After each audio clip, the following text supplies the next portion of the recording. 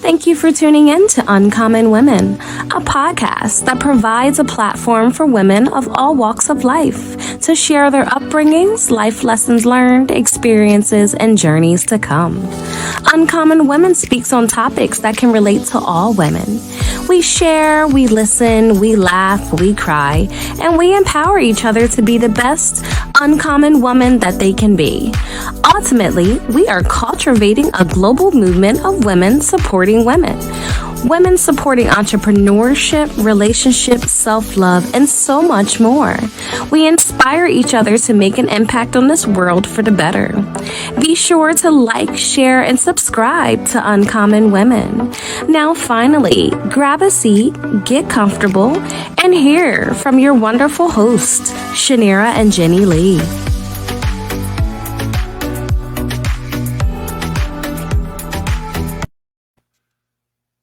Thank you, kings and queens, for tuning in to Uncommon Women. I'm Shanira. And I'm Jenny Lee. And today we actually have two amazing guest speakers that's going to, two guests today that's going to join us for today's topic. We have an intern that is in Coatesville area senior high school. She'll be going off to college this year. Her name is Nikia. She'll be joining us for for today's topic. And then we also have a business spotlight, which is Nikia, both ends. They're trying to tongue twist me today. But Nikia, she's going to talk about her business in regards to extensions and then how she helps people with medical hair losses or, whatever issues that women are going through in regards to needing extensions and wigs. So before we get into today's topic, Jenny Lee is going to tell a little bit about Nikia and we'll go right into it. Nikia Londy is a founder and CEO of Intriguing Hair. Her company helps individuals suffering from demoralizing hair loss. It welcomes women of all hair textures. She is also a member of the American Hair Loss Council. Nikia's passion is helping women fix their crowns. So thank you, Nikia, for coming out to Uncommon Women today. Is there anything that you wanted to add in regards to your bio that we didn't discuss? Well, I'm currently in school for trichology. It's basically an advanced training over cosmetology. So I can help do a lot more, especially with women with hair loss. I would just add that. But everything else is good. Oh, great. You're welcome. That's awesome. So before we actually get into today's topic, did you want to tell us a little bit about yourself? How was your life growing up? Definitely. So I didn't have the best background. Both of my parents were unfortunately addicted to drugs. I was their first child, and I happened to have 4 kids after that. So I spent a lot of my younger years moving from home to home. So I really didn't have a home setting. I think that kind of was more the drive and determination that led me to. I've always had a good determination to do better or want better, and I think that has to do with my upbringing. I was in a lot of different households, and I always felt like I wasn't wanted, or I just didn't feel like I belonged a lot of times. I was at a group home for about a year and a half. But a lot of times it was just moving from place to place. And there were twice in my life, one time I was able to stay with my brother. We stayed in a home for a few years there. And then also I stayed with my sisters as well. But it was a lot of going to different places. So it wasn't the best childhood. It was pretty traumatic. And as I was actually talking to one of my therapists, I would say last year, it was funny because she had said to me, you had a very traumatic upbringing. And I was traumatic. Why did you say when she described it that way? It was like a brick hitting a brick wall, and it's wow. Yeah. I had to deal with that, and it was very So I had a traumatic childhood, and I'm learning to accept that now. Yeah, but look where you're at now. You got to think about things. There's always I'm definitely better now. So you didn't allow that to dictate your life. Exactly, but I think it was a driving force. Definitely a driving force for me to do better. Because I've always had this this yearning always to do better. I never wanted to rely on anyone, or I felt having to ask someone for something always was like a problem. So it Mm-hmm. definitely was a driving force into my life that made me want to do better. That's awesome. That So is. where does your inspiration come from? Do you think it comes from your childhood, your background, or is it something that triggered your lifestyle where you was like, man, I want to do something to help women? I mean, some things like kind of correlate with each other and you don't realize it. Everyone that knows me always says like that I'm doing the job that I should be doing, because as a young child I always was like in the mirror trying to figure out how to do different hairstyles for myself. And then I'm like a person that I feel like a hairstylist in general is kind of like a therapist in a way, where you have this one-on-one moment with people and you're constantly like giving advice and you're listening to someone. So it's easy for me to like, I'm always like a helper or a giver of people. So I think it just kind of was natural. It was a very natural thing for me to help women. When I first started doing hair, like when I started my company, my target customer was African American women, me being one myself. And as I start to be in business, women from all ethnicities that were having a medical hair loss started to come to me. So, I just wanted to really delve deeper into the industry to figure out ways to help them, because I never realized how hair ties into the identity for a woman. Like, when you lose your hair, especially as a woman, we view that as ourselves. And it's a very traumatic experience. Like, it's a very, like there are some people that have like alopecia totalis where they have no hair, like they lose all of their hair completely. Wow. So you're no longer the person you were, and you have to now figure out a way to feel okay with yourself and now navigate in the world that way. So initially it wasn't like I was like looking to help women. I just kind of wanted to beautify people and make people look good. But I realized that when how someone looks has a definite reaction to how they feel as well. So when someone looks good, they feel good. So it helps. So yeah. Yeah. Can you speak on intriguing hair? So intriguing hair, basically is we aim to be a world leading hair augmentation and non-surgical hair replacement. We remain faithful to the art of hair in its purest form, creative, clean, and free. And basically it is to make women look and feel their best. We have a location in Boston, Massachusetts, and a lot of women, especially throughout the New England area, travel to us. We have an online website, intriguinghair.com. We're about to launch some smart vending machines in the malls. Okay. Go ahead, girl. The most important thing I like about my company is that we also have the ability, especially for women with hair loss, because most people have any type of health insurance, and people don't realize that that the health insurance companies, if you have a medical diagnosis for hair loss, will either pay the cost or partial cost of the wig.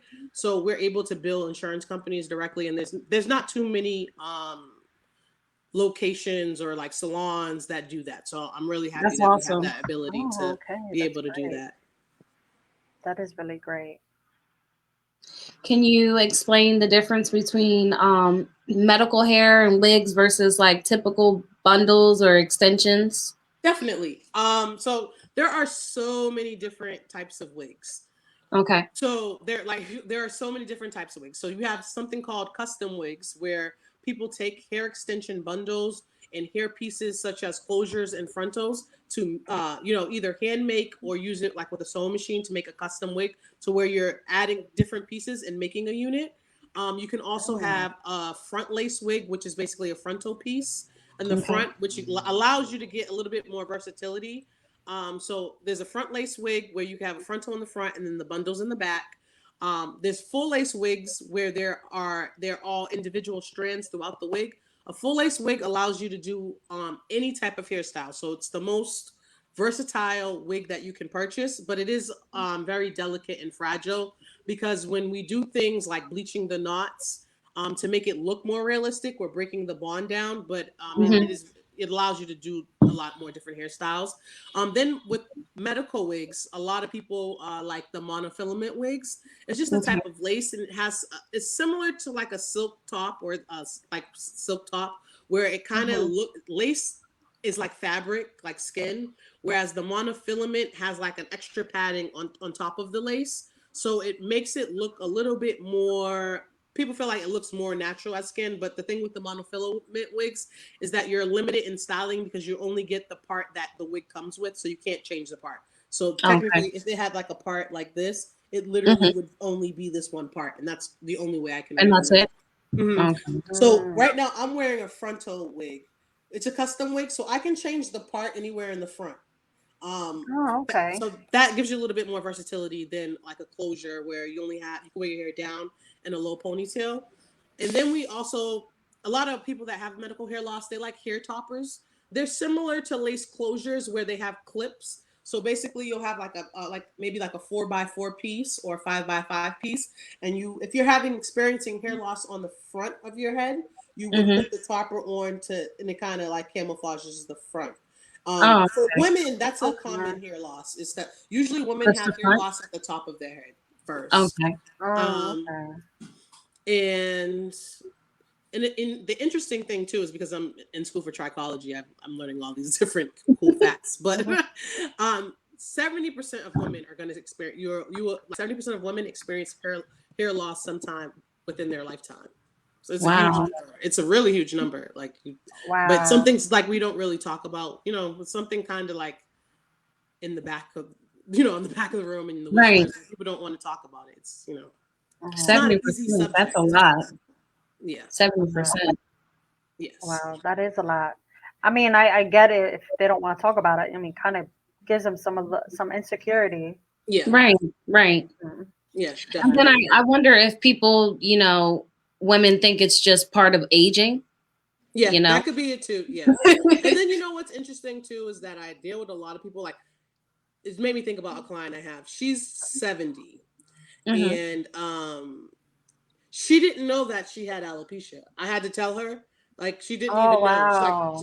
And she went to I told her to get a so if you are experiencing some type of hair loss and you need help, the best thing you can do is you should contact your primary physician and ask for a referral to a dermatologist. And a dermatologist then can diagnose your hair loss. They would do either as a trichologist, I could do a scalp analysis, but they could be, it's a little bit more advanced. They can also do a scalp biopsy if they see something. They'll be able to basically give whatever type of hair loss you have a name, so at least you know what's going on. Okay. So it's very interesting. Yes. It is interesting because interesting. Yeah, I mean, it is interesting because it just makes me think, like, when I wash my hair, like I have a lot of hair, so my hair just comes out in clumps and clumps of it. So that could be that could be just normal. Because really, you lose hundreds of hair strands within a week. Wow. You do lose a lot of hair within a week. People don't realize that there's like a hair process that you go through with your hair. Okay. Okay. Yeah, interesting. And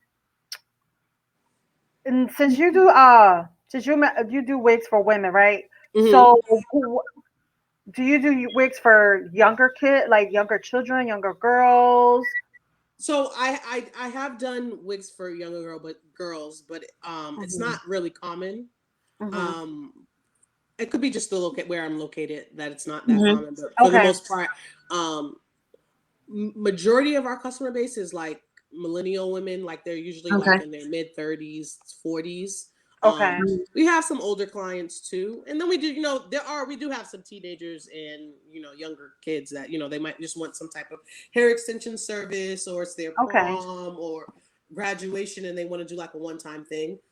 And definitely do it. We haven't done it as much children, but the thing people come to us is because we can make custom wigs and they're conformed to fit any head size. So actually, a child to come to us would be a good thing because most wig sizes are actually like 22 perimeter. So like that's a standard wig size. So it usually is much bigger than much bigger than a child's head. So, but we definitely could do that. And then, people always ask us, like, I live in another state. How can you guys accommodate us? We do virtual consultations, like through Zoom. Okay. And then Okay. the only thing is that we always ask, because for the measurements, we ask someone else to do them because, it's hard for you to measure your own head. But as long as you can get someone else to measure your head for you, it's very easy. We do it all the time. And we bill insurance companies out of state as well. We work with a medical billing company. Okay. And they kind of, basically, if you were wanting to know, like, if what your insurance company would cover, we have a form on our website that you can fill out. You put in your, put in your information. You put in your insurance company. Our medical billing company that we use, they then contact, the insurance company. They figure out, like, what exactly is needed, because all insurance companies are different. It's a huge dynamic. And then from there, we tell you, like, exactly what you can get and how to go about it. It's a pretty straightforward way to get it done. Okay, so you do work with people outside of your local residency. That's awesome. Yes, definitely. We do have a lot. We have a lot of clientele in New England. Massachusetts is small in general. Like, when you think about New England, it's small. It's very small. Yeah. So it's not uncommon for someone to be here and they're like from Maine or Vermont. It's like, right. Yeah. Now, that brings another question for me. With it, Massachusetts being small, like compared to, like Atlanta and like the other states, that because a lot of competition out here for wigs and bundles, because I've had it all, This is my season of braids, but I've had it all. How has business been, during the pandemic and things like that? Has it affected you at all with everything that's going on, or has it actually been an increase with people doing things online? Well, so the pandemic did affect us because, in general, like 90% of hair is sourced from Asia, like 90% of the world's hair. So, I mean, I know even in our industry, when we're talking to like medical hair toppers and medical wigs, those it's like almost very non-existent, like, because just the factories are shut down still, like so right now. Wow. So it definitely affects sourcing products. And then we kind of did transition. We kind of tried to pivot a little bit, because from March until August, we were like, our state was closed down, so we couldn't actually really be open. So that's when we started to do like the virtual consultations, and we were doing a lot of like no contact pickups for wigs. So but it hasn't been. I feel like our industry isn't as bad as like other industries. Definitely not as bad as other industries. And then unfortunately, like in June, there was a protest, and like during the after the protest, there was a little bit of vandalism, and so like they broke into our store and like trashed it, like that. Oh wow. I know, it's kind of crazy. That. Oh. But I'm here today, so yes. Yep, and that's all that matters. Right. Some things, you have to go through some things. Life is not easy. Like, if it was easy, I always say, like, I tell my employees, like, if it was easy, everyone could do Everybody be doing it. Yep, exactly. Everybody would do it. So, yeah. But things are definitely picking back up. We've always been like a more in-store retail location than people. I think maybe it's that people, some people don't trust online. They rather want to touch it, and they want to feel what they're getting. So they have that, that they like that more one-on-one experience. But then, a lot of our customers that have hair loss, they might be going through cancer, and their doctor is saying not to be out in public. So then, that's why we've seen a decrease in our sales, because, a lot of our medical customers, they don't really want to be around people, even if they got vaccinated or anything. They just, it's a different time right now. And probably a week too. Think about it, a week. Yeah. And then, it's a whole process too, because like during COVID, throughout, like, maybe we've had so many things, like when was it? Like maybe like 3 weeks ago, about 3 weeks ago, everyone that worked at my store that day, we had to all be on quarantine for 10 days. And then it's always like, I would feel bad if I ever infected someone, like not intentionally, but like just so many different things, clients coming with COVID, and you got to get tested. It's just, it's a lot of precautions. Retail is hard right now. Retail is difficult. Yeah, it is hard. It is hard because it's like you can't win or lose. Yeah, So I know. yeah. It's definitely, yeah, it's like some people, they'd feel like, I wanted the world to be back open. I don't want to wear a mask. Or it's like, you have to. Yeah. Let's So see it first it's like, before. yeah, you can't win either way. Okay. My next question is, how can you tell someone's having scalp and hair issues besides the alopecia? I mean, from your own eyes when you're looking at their head.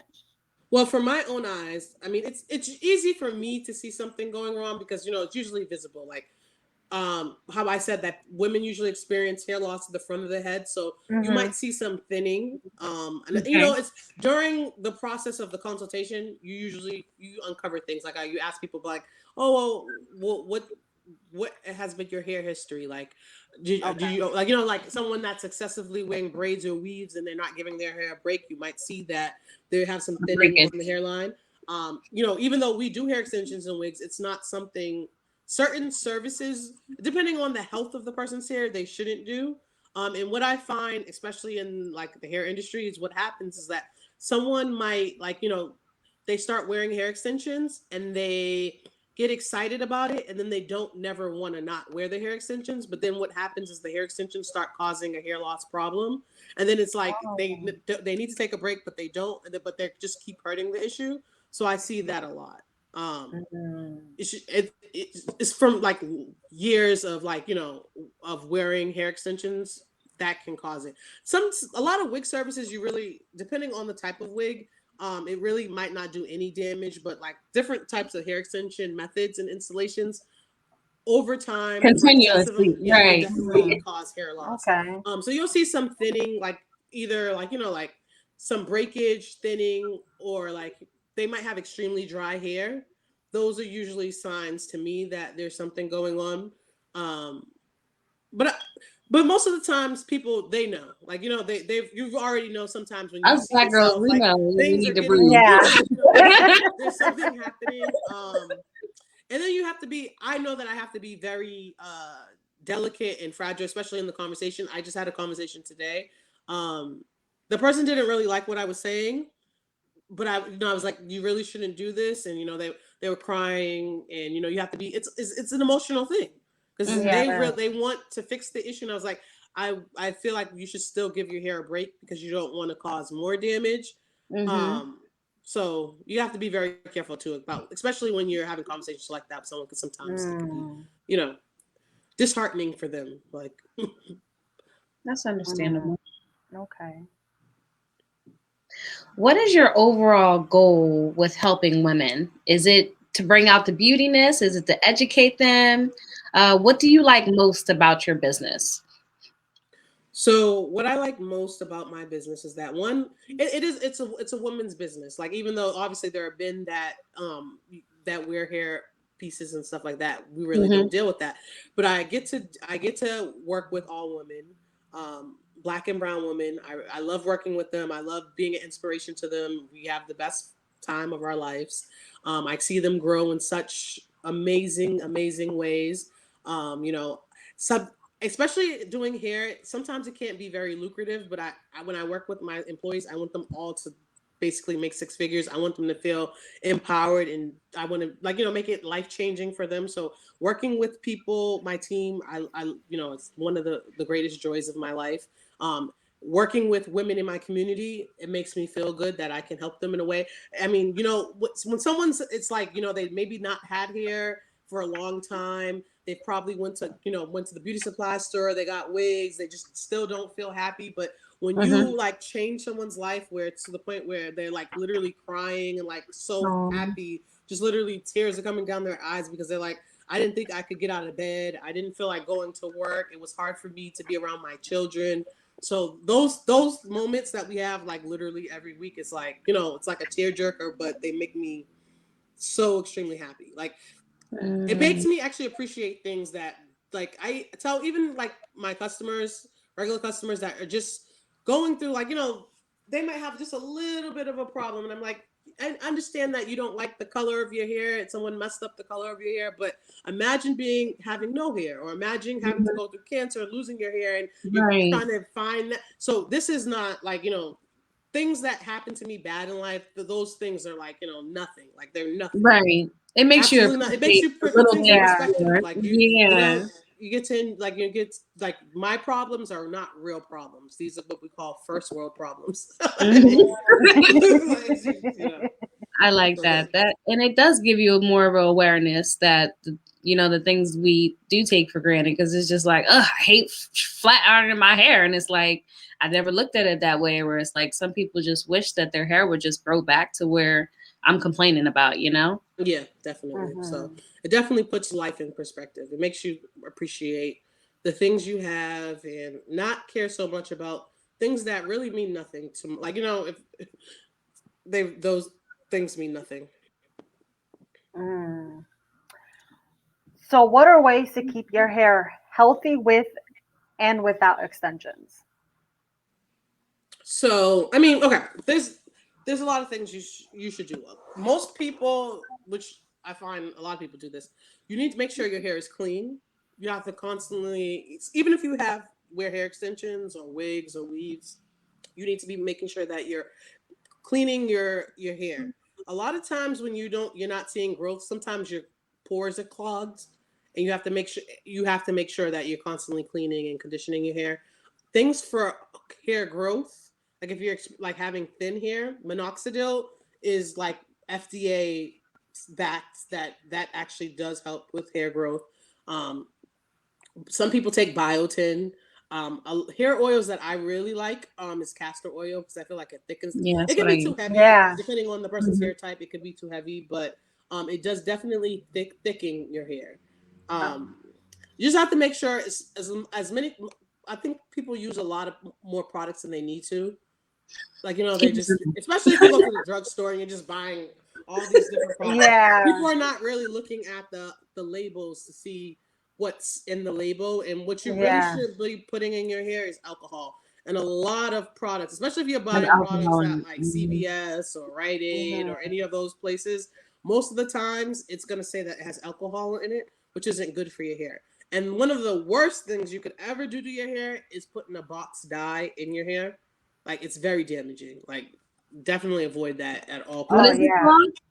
A box dye. Like, dye. A box dye. Oh, box dye. Hair dye. Yeah, those are the worst. I haven't done that yet. Walgreens or something. It's really bad. I have in the past. I stopped doing that. It's not When good. she said don't do it no more. No, I stopped doing that a long time ago. But I mean, I just find that what happens is a lot of the products that they advertise, the hair products especially, they do more damage than good. Okay. I forget what the product was. I was just recently, like a couple of months ago, when I was doing some of my training, I was like, wow, there's a hair product. I cannot think of it for the life of me. I'll probably think of it once I get off here. But there's a hair product that has the same chemicals that mechanics use in cars. Like, I forget what it is. It's ridiculous. Like, you would, like, even with our food, like, how there's so many different things. Like, right. Like, wow, where is that? Like, I was like, what? It was like the car oil. Wow. Wow, that's crazy. That is in a hair product. I forget what is it. I think it might be some shampoos too. I forget which one it is, but yeah, I think it's shampoo. I don't want to misspeak, but I believe it might be shampoo. So now I got to check my shampoos. I got to write. Yeah, I know you're gonna make me. You're gonna make me check. Look at the ingredients. That's the most important thing. It's definitely the most important thing. Wow. Can you share one of your stories of one of your clients that touched your heart the most? What touched my heart the most? I feel like I had a story. Oh, I think I said some of it. That was the story I was going to say, but I will say, I will say, okay, I have there's a testimonial on my website, so I'm just going to say the name Stephanie because you can see it, and she wrote a really great review about our company. But I think she has stage 5 cancer, so it's incurable. And she just wanted to have a wig that looked as natural as her like natural hair. Because for like several years, because she's like, it was like she's at stage 5, and I think this is her second. Like, no, this is like the final time. So she's always had like a short cut. So I was able to give her a cut, and I don't think we've cried this much. Like, I try to hold it in, especially, and be strong, because I don't want to break down in front of clients sometimes, especially when they're going through something, so because make them feel more traumatic or more sad. Right. But it was just literally, we were all crying. It was like, that moment, it made me cry, because just seeing how happy she was, and she was like so teary-eyed.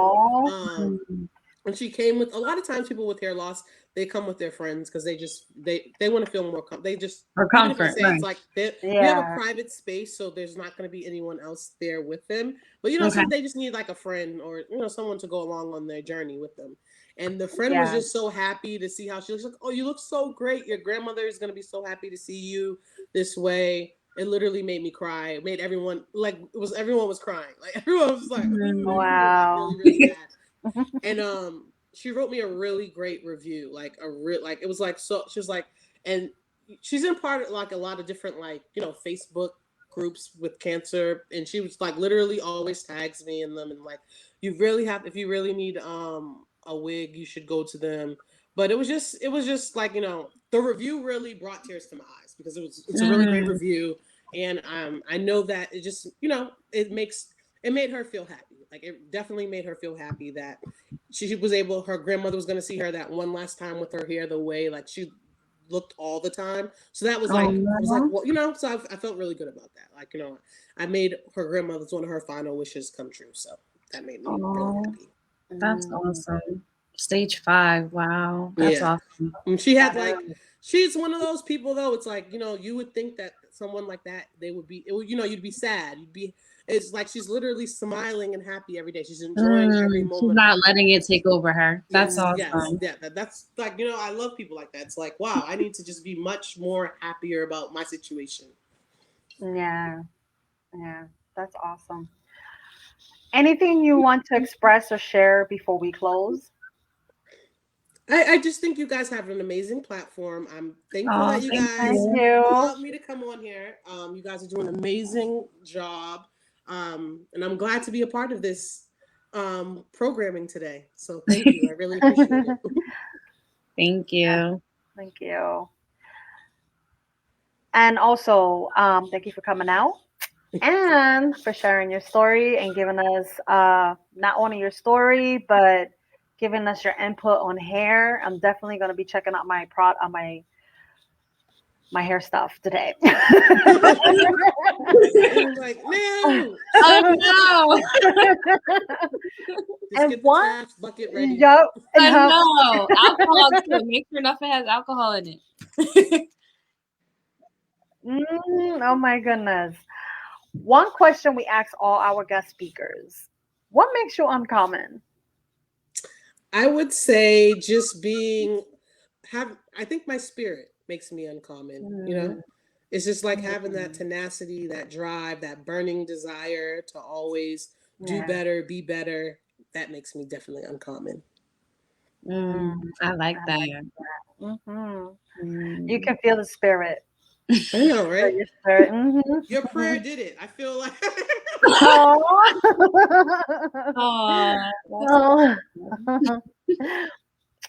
Well, thank you again for sharing your story and giving us, hair tips for our crowns, and and thanks for the followers that were listening in. You guys have to come check out our apparel, guys. We also have men. We have other accessories in there. You definitely have to check it out at www.uncommonwomen.net, as well as if you have any topics and if you want to be a potential speaker as well, come check out our website again, www.uncommonwomen.net.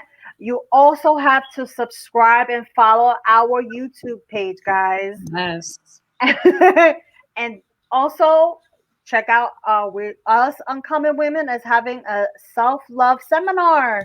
Come on, ladies, get those tickets because those tickets are running out.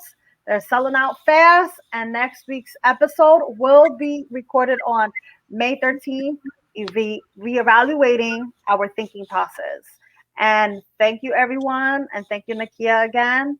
And stay uncommon. Bye. Bye.